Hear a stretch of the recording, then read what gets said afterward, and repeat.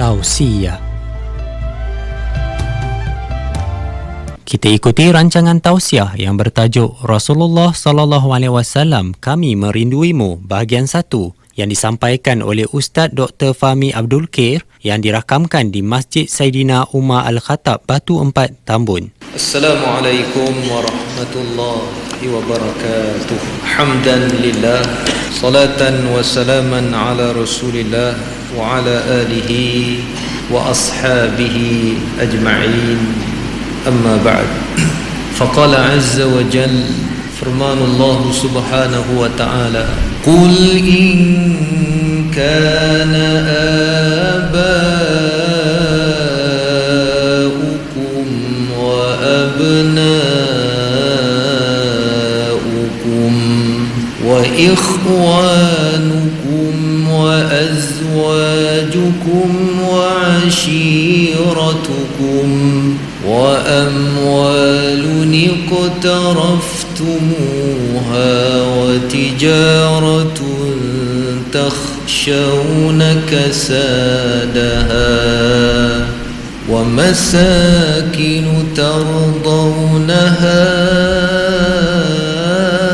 ahabba ilaykum minallahi wa rasulih wa jihadin fi sabilihi fatarabbasu hatta ya'ti Allahu bi amrihi wallahu la yahdil qawmal fasiqin. Sadaqallahul azim. Katakanlah wahai Muhammad kepada umatmu, kepada umat manusia, jika bapa-bapa kamu, anak-anak kamu, saudara-saudara kamu, isteri-isteri kamu, kaum kerabat kamu lebih kamu cintai daripada Allah dan Rasulnya dan berjihad di jalannya, serta perniagaan yang kamu usahakan, rumah-rumah yang kamu tinggal lebih kamu kasihi daripada Allah dan Rasulnya, maka tunggulah ketentuan daripada Allah subhanahu wa ta'ala. Demi sesungguhnya Allah tidak memberi petunjuk kepada kaum yang fasik. Sadaqallahul azim. Ayat 24 surah At-Taubah.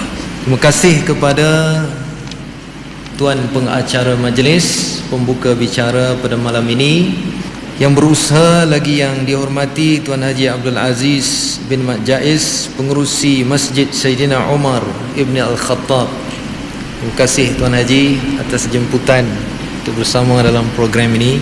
Yang berusaha Tuan Haji Adnan bin Tahir, timbalan pengerusi masjid.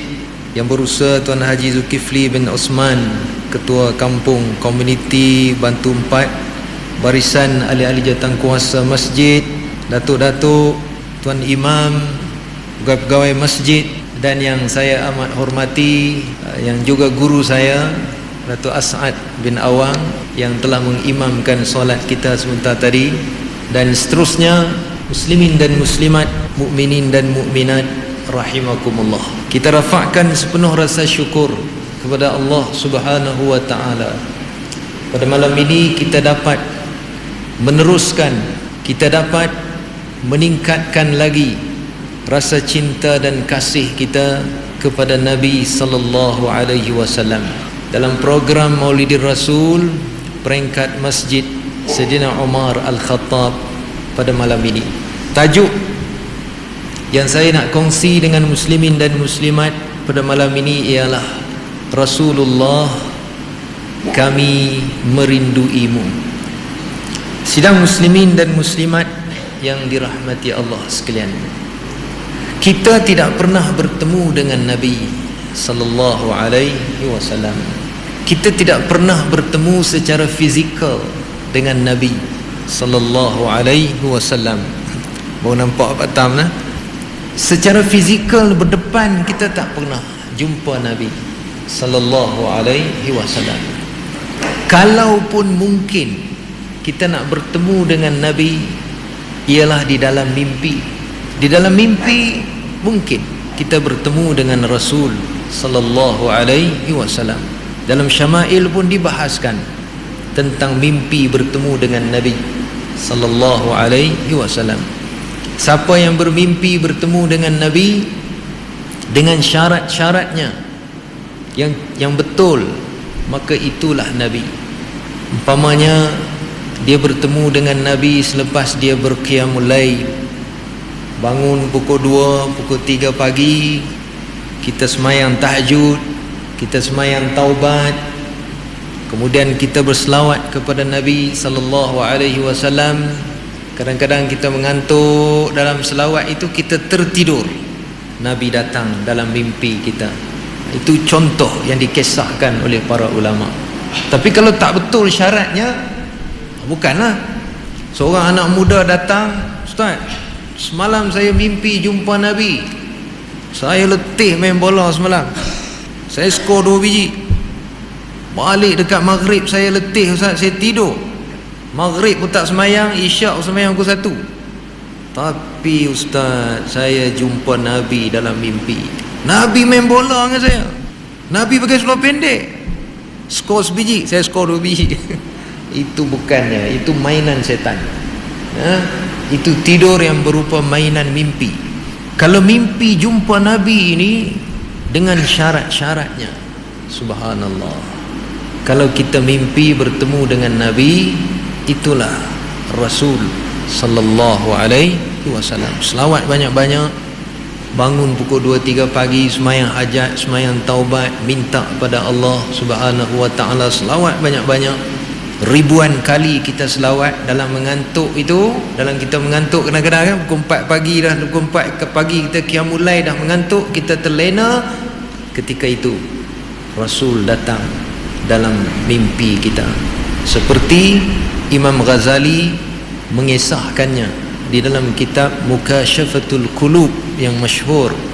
Kisah seorang pemuda bersama dengan ayahandanya.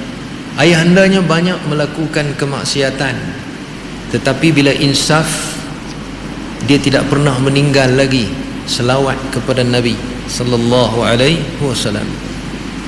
Dan dia pergi bersama ayahandanya untuk menunaikan haji. Panjang kisahnya. Ketika sedang tawaf ramai-ramai itu, sampai ajal ayahnya. Ayahnya meninggal dunia ketika tawaf. Mulia. Orang yang mati ketika tawaf ini mulia. Saya pernah satu ketika seorang meninggal dunia ketika sa'i. Arak yang daripada sana, daripada sini datang nak pegang, nak pergi ke klinik Iyadatul Masjid dalam Masjidil Haram itu. Semua orang sambut sampai ke iyadah, sampai ke klinik dalam Masjidil Haram. Tak boleh ditutup kepalanya. Mulia dia. Yub'ath yaumal qiyamah mulabbiyan. Dia akan dibangkitkan di hari kiamat dalam keadaan bertalbiyah. Jadi pemuda ini bila dah tengok ayah dia meninggal, sedihlah, bawa ayah dia pergi ke tepian. Lebih menyedihkan, tengok wajah ayah dia bertukar menjadi wajah yang hodoh. Lebih sedih dia, istighfar dia banyak-banyak kepada Allah. Kisah ini masyhur. Kemudian dalam kesedihan itu dia tertidur. Dalam beristighfar itu dia tertidur. Bila dia tertidur, dia didatangi oleh Nabi sallallahu alaihi wasallam. Nabi datang, Nabi menyapu jenazah ayahnya dalam mimpi. Dalam mimpi menyapu jenazah ayahnya. Bila sapu jenazah ayahnya, muka yang hodoh tadi dalam mimpi ini bertukar menjadi wajah yang bersinar. Sebelum menghilang dalam mimpi itu, dia bertanya, "Siapakah tuan hamba?" Jadi jawablah, "Akulah Rasul sallallahu alaihi wasallam." Dan Nabi kata, "Ayah kamu ini tidak pernah meninggalkan selawat kepada aku." Jadi dia pun sedar daripada tidur. Bila dia sedar, tadi jenazah ayah dia yang wajahnya hodoh tadi, bila dia buka, dia tengok telah bersinar. wajah ayahnya. Ayah dia ni lepas insaf daripada kemaksiatan dan kemungkaran, tidak pernah lagi meninggal selawat kepada Nabi sallallahu alaihi wasallam. Jadi kalau kita banyak berselawat kepada Nabi, selawat Ibrahimiyah, selawat Syifa, selawat Fatih, selawat apa lagi? Tunjiyah, salatan tunjina biha min jami'il ahwali wal afat. Banyak selawat-selawat yang diperolehi oleh para ulama ketika mimpi bertemu dengan Nabi sallallahu alaihi wasallam. Jadi banyakkan berselawat kepada Nabi. Muslimin dan muslimat yang dirahmati Allah sekalian. Tapi kita tak pernah jumpa Nabi secara fizikal. Kita tak pernah. Jadi bagaimana kita nak meningkatkan rasa rindu kepada Nabi sallallahu alaihi wasallam? Sebelum nak rindu itu, mestilah kena sayang kepada orang yang kita rindu. Tak sayang nak rindu macam mana? Kan? Mesti kita sayang dulu. Dan kita memang dituntut untuk menyayangi Nabi sallallahu alaihi wasallam lebih daripada perkara yang lain.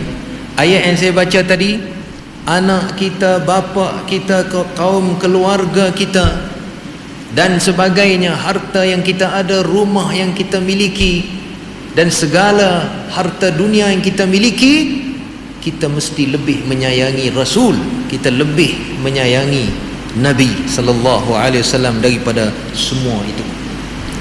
Qul in kuntum tuhibbunallah fattabi'uni yuhibbukumullah wa yaghfir lakum dhunubakum wallahu ghafurur rahim.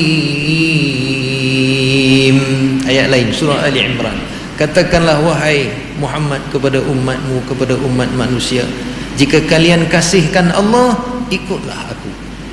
Nescaya Allah akan kasihkan kamu dan mengampunkan dosa kamu. Demi sesungguhnya Allah Maha Pengampun lagi Maha Mengasihani.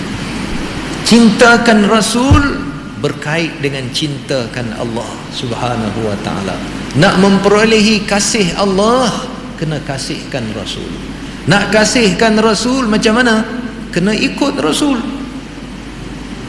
ikut Nabi sallallahu alaihi wasallam.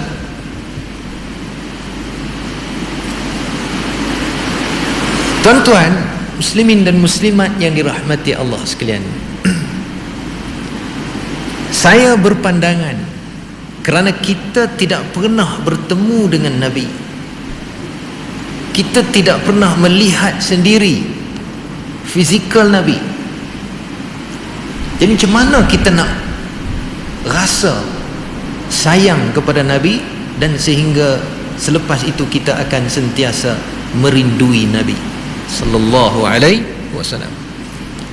Saya berfikir seorang-seorang dan saya berpandangan bahawa, dan saya praktik dalam diri saya,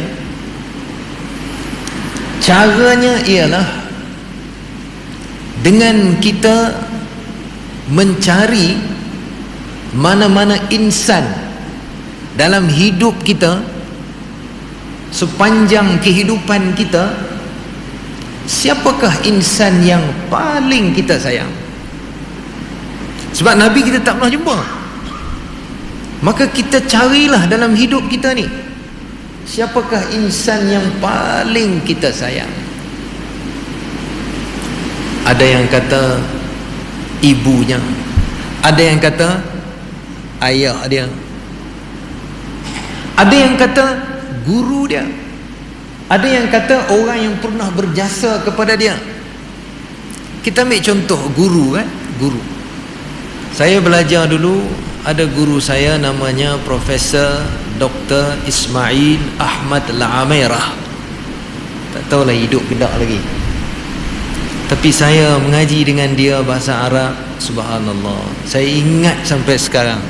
Kalau kuliah dia, sebelum dia masuk saya akan duduk depan.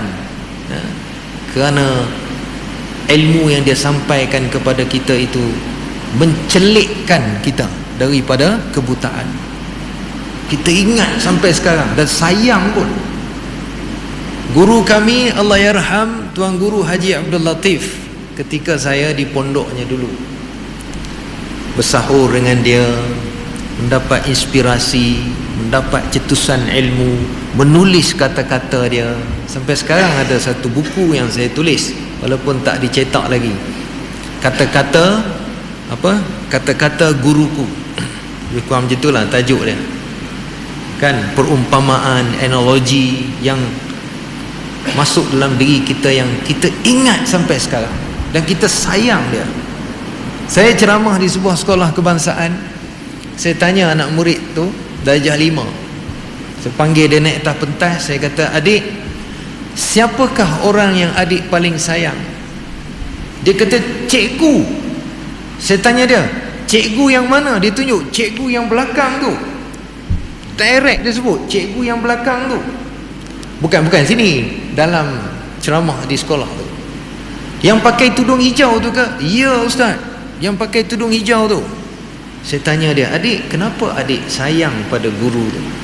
Dia kata, oh, bagus anak ni. Dia jawab, petah. Ustaz, saya sayang dia ustaz, kerana daripada darjah 1 sampai darjah 5 dia mengajar saya. Ona renda mona nala anji. Anji tahun. Oi, 5 tahun tu. Seolah dia nak kata, anak murid ni dia nak kata, ustaz, saya ni tak pandai ustaz, tapi cikgu saya ni mengajar saya tanpa jemu daripada darjah 1 sampai darjah 5. Darjah 5 baru saya faham.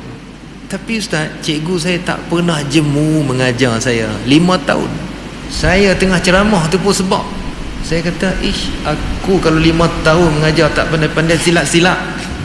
Silap-silap taklah kan, mana boleh tampar orang. Boleh ke tampar anak murid? Tak boleh. Wala tadribil wajha. Boleh ke tampar bini? Tak boleh. Marah macam mana pun jangan tampar, dosa. Dah ustaz, marah sangat ustaz. Marah apanya? Tak buat teh tarik ya, kena penampar sekali. Punya perunguh ada juga. Bukan kat sini lah, suami tempat saya tu. Kalau siapa yang panas baran ni, lari sikit ya, selingan sikit. Saya nak cerita satu cerita ni. Kalau yang panas baran, ada jenis panas baran, silap sikit, pam. Bukan kata pam, tarik ni pam. Tak boleh buat silap sikit, pam, kena. Nasib baiklah isteri ni sabar orangnya ya. Subhanallah. Tak apalah, pang sana pang sini, tapi maintain, sabar. Toh macam mana suami dia kena kencing manis. Kena kencing manis, lepas tu ada lah penyakit-penyakit lain. Jadi pergi jumpa doktor. Doktor kata, Haji esok awal pagi datang, saya kena cek air kencing Haji. Kena cek air kencing. Dia pun okey lah. Dia balik-balik, doktor tu bagi botol siap-siap. Dia pun kencing lah di rumah. Ambil botol letak kat tepi bilik air. Pagi esok bini dia mana nak tahu, dia pergi letak kat pintu tu. Bini dia pergi sepak air tu, tumpah air kencing tu. Bini kalau silap tertarik pun kena penampar. Kalau tersepak air kencing ni apa jadi kakak tuan-tuan? Bini dia kelang kabut dah. Last kali bini dia ganti dengan air kencing dia. Ganti dengan air kencing dia. Esok pagi Haji ni pun pergi lah, pergi jumpa doktor, bagi air kencing tu. Doktor pun keluar muka macam ni, Haji, saya sudah 15 tahun jadi doktor. This is the first case. Air kencing lelaki positif pregnant. Itu saya mereka je cerita tu. Nak cerita tuan-tuan macam tu lah. Kalau kita ni marah sangat sampai bini tukar air kencing lagi, kejut doktor tu. Baik, balik tajuk kita. Kita anak murid ni tuan-tuan, sayang dia pada guru dia. Saya pun terkejut. Saya tengok, Allahu Akbar, bagusnya cikgu ni. Daripada darjah 1 sampai darjah 5 tak jemu mengajar. Jadi anak murid ni dia ingat jasa guru dia. Sebab tu kita sebagai guru, kalau ada, semua kita sebenarnya guru. Ibu bapa pun guru, kena ada ilmu pendidikan untuk didik anak-anak. Jangan jemu dalam kita mengajar. teruskan sikit-sikit. Esok anak murid kita akan ingat sampai bila-bila. Baik, itu guru. Satu orang Lieutenant Colonel telefon saya daripada Sabah. Kata, Ustaz, saya ada seorang anak darjah 5, umur 11 tahun.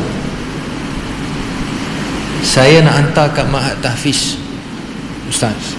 Boleh, insya-Allah. Cuma darjah 5 belum lagi lah. Kami 13 tahun baru kami terima. Tak apalah, 2 tahun saya akan bela dia, lepas tu saya serah kat Ustaz. Insya-Allah saya cuba. Dia kata, Ustaz, anak ini terumbang-ambing. Ayahnya lari, ibunya jadi pelacur. Kalau dibiarkan Ustaz, tak tahulah apa jadi. Saya kesian tengok dia, Ustaz. Saya nak bela dia, lepas tu saya nak letak dia di Ma'had Tahfiz. Saya kata insya-Allah. Tuan-tuan bayang, anak ini kalau dia besar, dia akan lupa ke dia akan ingat jasa Lieutenant Colonel ni? Dia akan ingat, tuan-tuan. Sebab insan ini berjasa dalam hidupnya. Dan begitulah ibu kita.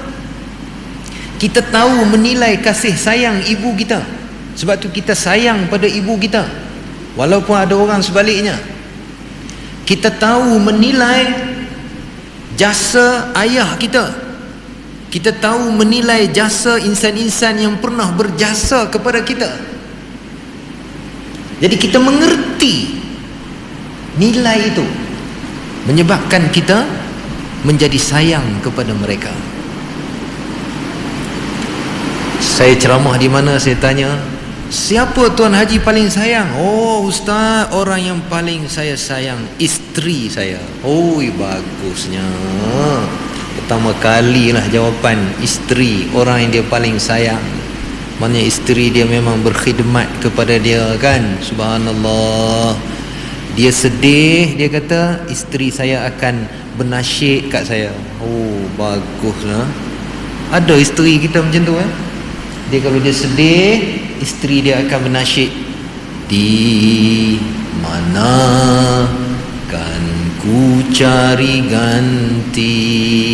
Hilang rasa nak sedih dia. Oi, kalau ada isteri macam tu, subhanallah.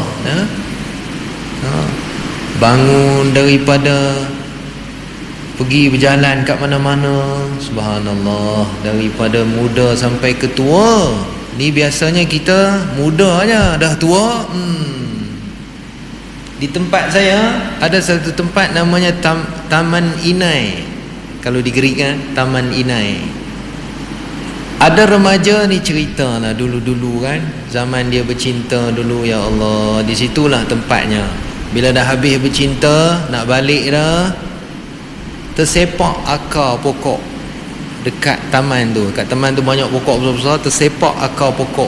Bila tersepak akar pokok, terjatuh gedemak. Baru lepas kahwin masa tu. Bila jatuh saja, siapa yang selamatkan tu? Suami dia amboi jatuh. Kesiannya. Sambungan rancangan tausiah yang bertajuk Rasulullah sallallahu alaihi wasallam, Kami Merinduimu, boleh anda ikuti lagi esok 1.30 tengah hari dan 6 petang di PER FM.